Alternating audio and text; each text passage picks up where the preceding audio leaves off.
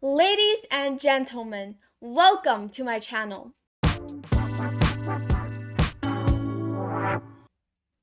The 2024 FIDE Rapid Chess Championship has ended, and this year the champion has changed. It is no longer Magnus Carlsen, but instead the 18-year-old chess prodigy we have Volodar Murzin.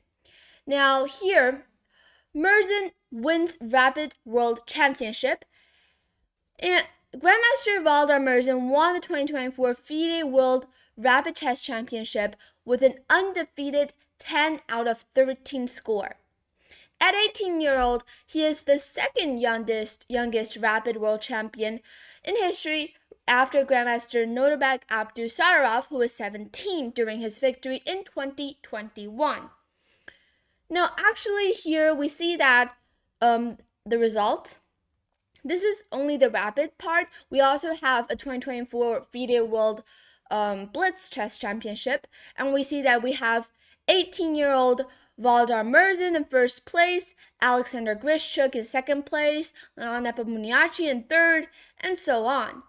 Now, actually, for an 18-year-old to be the champion where there are also so many other great players playing in the same tournament is something that is not that easy to reach or achieve, because you're one of the youngest players in your group, and there are so many more strong players, as strong as you are or even stronger than you are, and it's actually really outstanding to become to go undefeated in 13 rounds in rapid chess.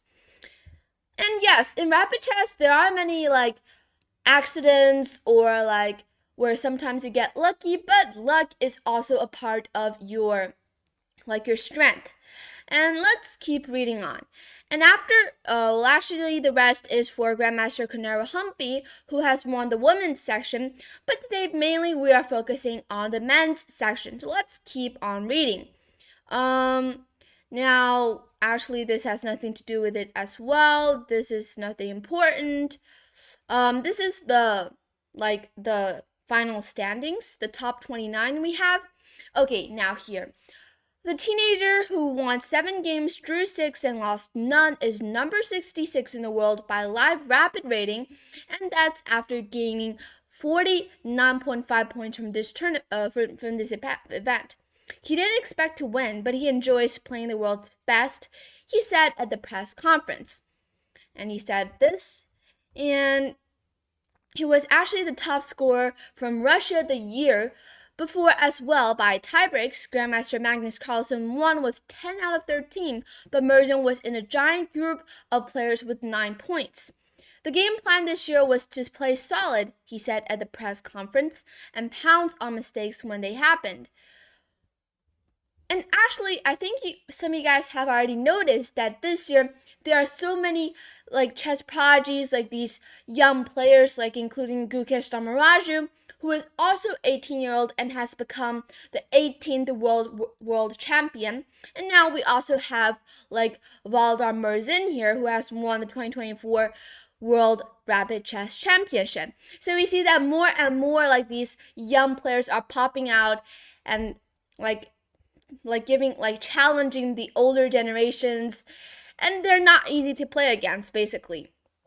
So Murzin has won the champion, which is something really nice. And we also have this the FIDE World Blitz Chess Championship coming up very soon.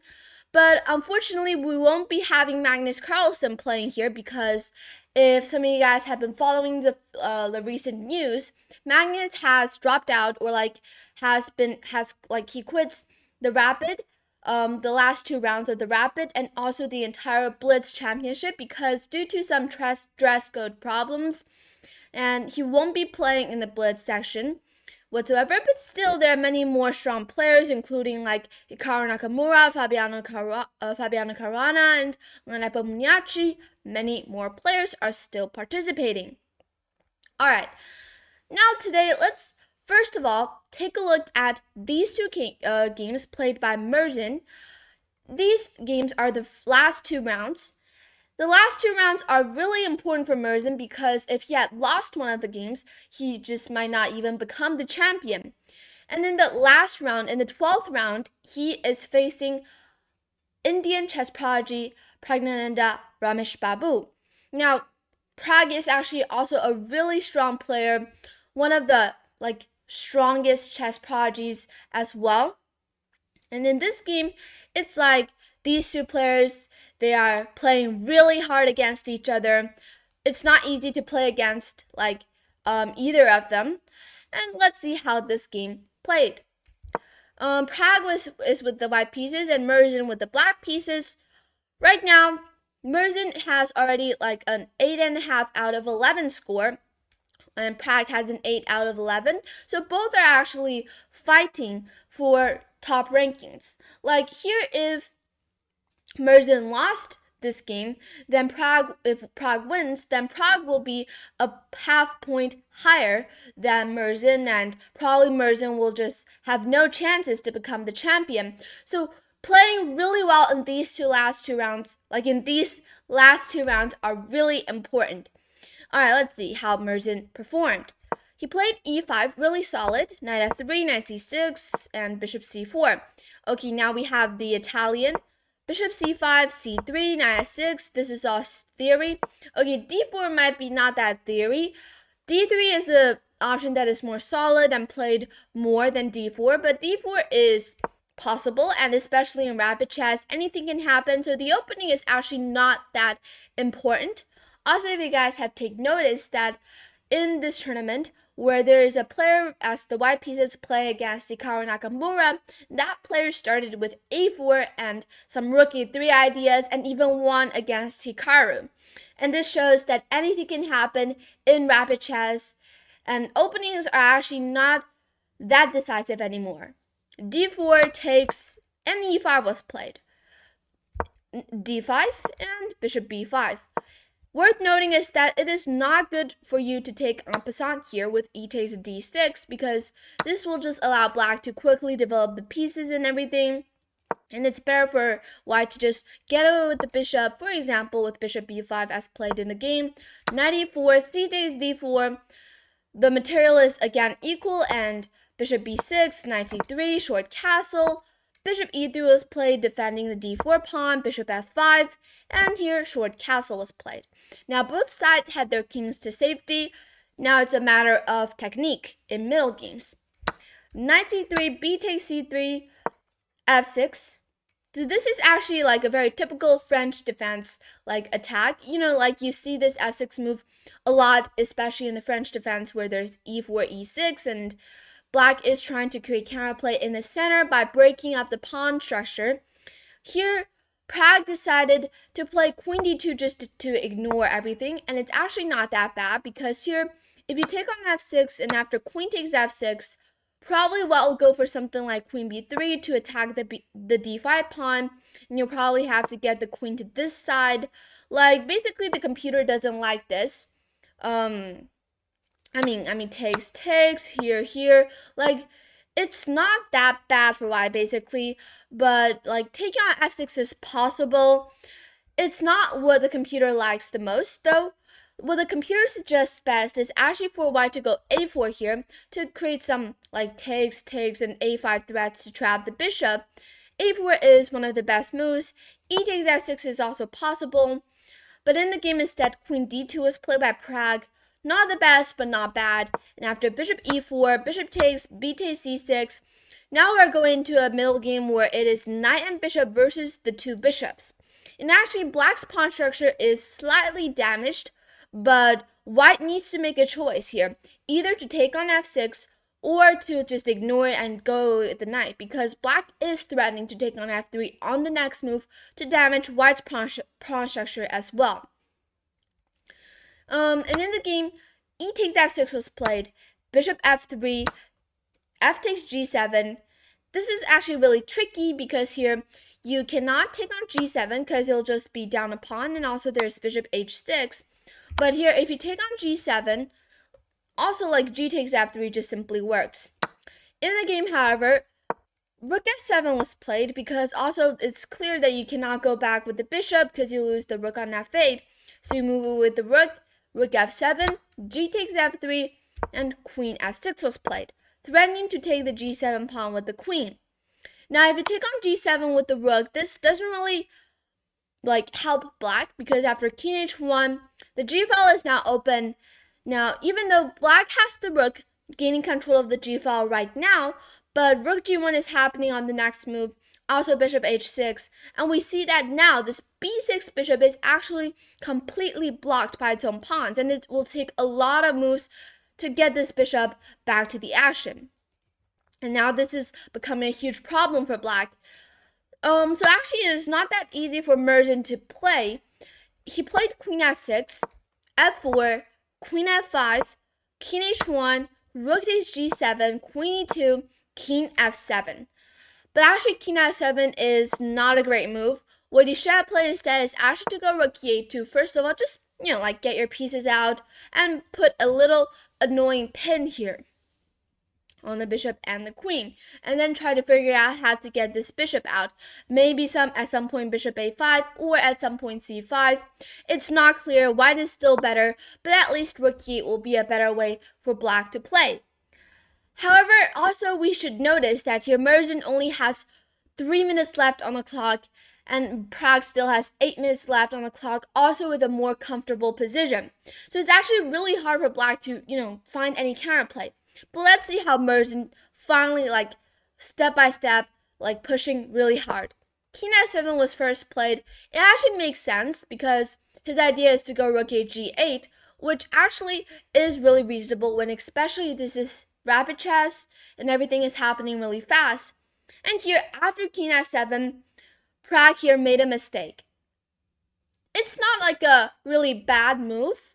I mean, the computer says it is the third best move here, but it's just losing some advantage, some points here.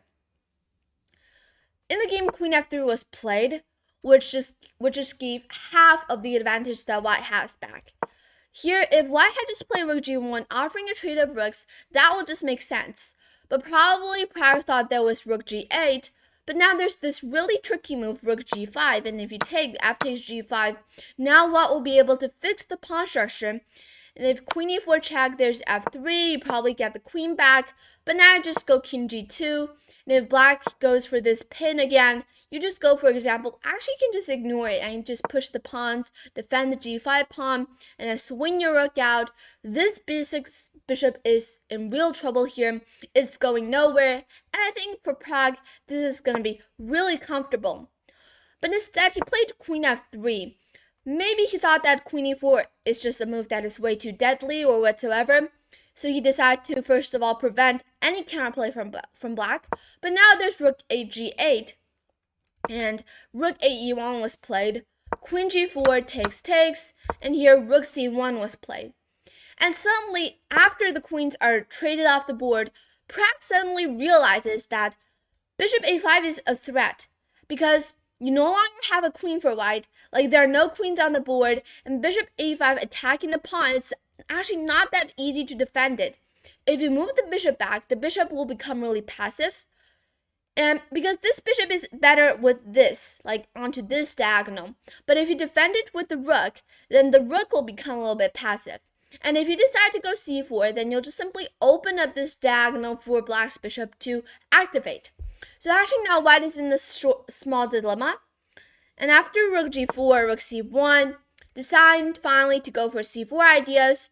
Here, Murzin actually made a mistake.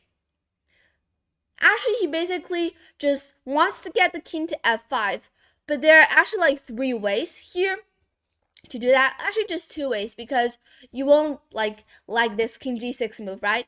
So here, basically, you just have to choose between king f6 and king e6. Both are ideas going to the f5 square. Which one is better, if you think? In the game, Murzin played the worst option. The best option here is actually to go king e6. Because now not only that the king, it's actually the king is really flexible here because it can either have the option to go to f5, but also have the option to go to d6 at some point if white goes here, here, and you can go there to defend the c6 pawn. The king is much more flexible here on e6 than on f6, and after king f6, c4 was played immediately by Pragg. Now there's actually some huge problems here for black. In the game, Murzin played king f5. I mean, he has to follow his plan and try to climb in with the king. And here, c5 was played. Bishop is forced to go to a5. Rook b1, coming for this open b file. Here, Murzin only has about 1 minute left on the clock. He is under time pressure. Also, the position is really bad for him. Rook g2, rook b3, king e4, but actually it does look kind of tricky because black will always have some really tricky ideas, even like trying to create some mating nets here. In the game, rook b1 was played logical, even like trying to go rook b8 at some point to trade off a pair of rooks. In the game, king f3 was played. Now, actually, this is, already just losing. Now, there's no bishop d2 doesn't make sense. Okay, it makes sense, but there's king f2, and the main point is that you cannot take on a5 because that will be mate. But instead, you have to go bishop e3, and probably in the game, Pragg saw this, or maybe he didn't saw this, but probably he thought that the position was just too messy, and he just wanted to keep it simple, and instead he just played f5, pushing the pawn, which is also winning cleanly.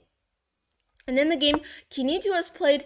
Actually, this position, Pragg, first of all, is up 1 pawn. Also, his pieces are much more active and more flexible than black's pieces. This should just be winning, right? But there's always some, like magical things or like miracle things always happen in fast chess. And after f6, pushing the pawn, nothing is going on here. Rook g6, white is just winning. Rook b2 check. The king is just way too up the board, like the e2 king here. It's looking like it's going to get mated at any point. But now suddenly we realize that Pragg only has 15 seconds here on the clock. He is spending too much time on these really simple moves. Probably he was trying to figure out what's the easiest or the best way to win here. But he is just spending too much time, and sometimes it's kind of risky when you only have a little bit time on the clock. King f3 was played, rook b3, king e2, and here, disaster struck. It's a huge disaster.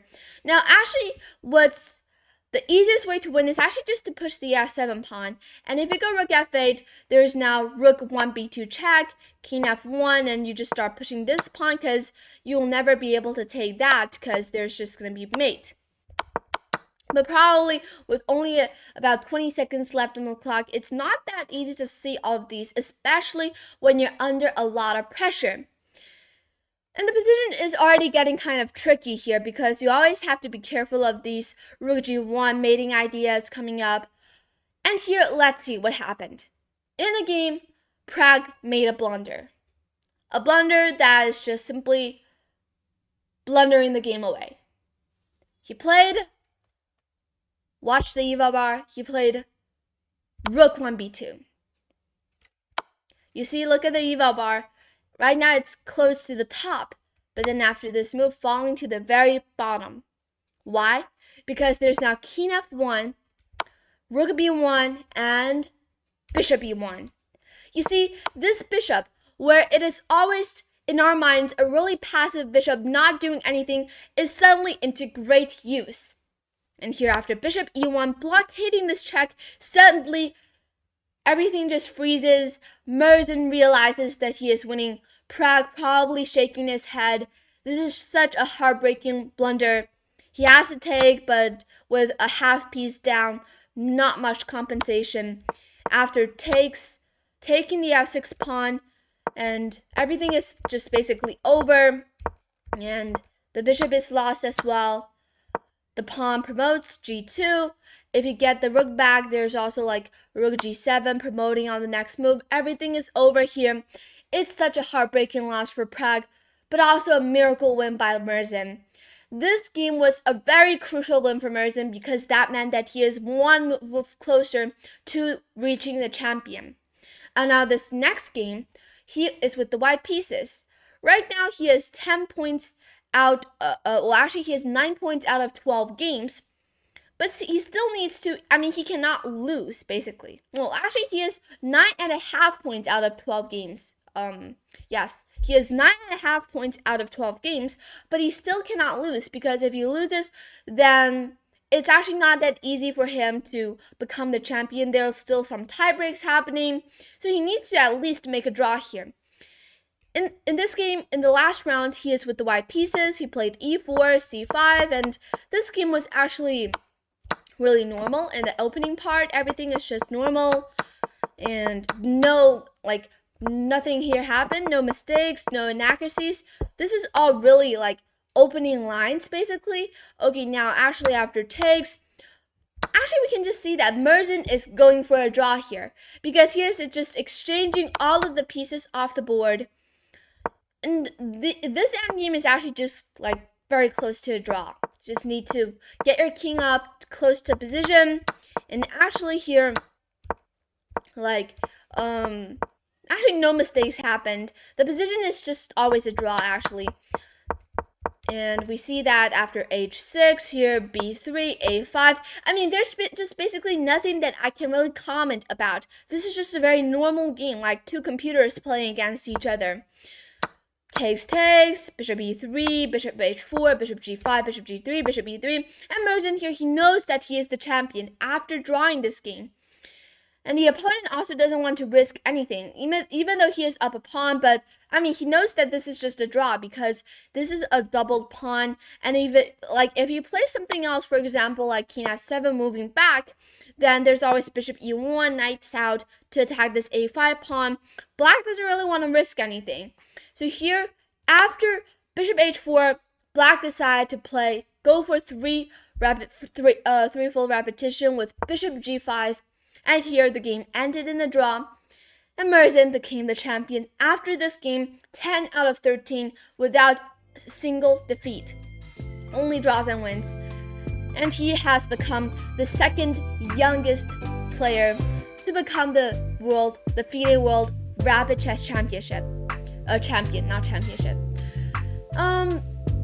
Really, actually, especially the game against Prague, it was a miracle win, but miracles happen when you are putting a lot of pressure on your opponents. So this also shows how strong that Murzin is.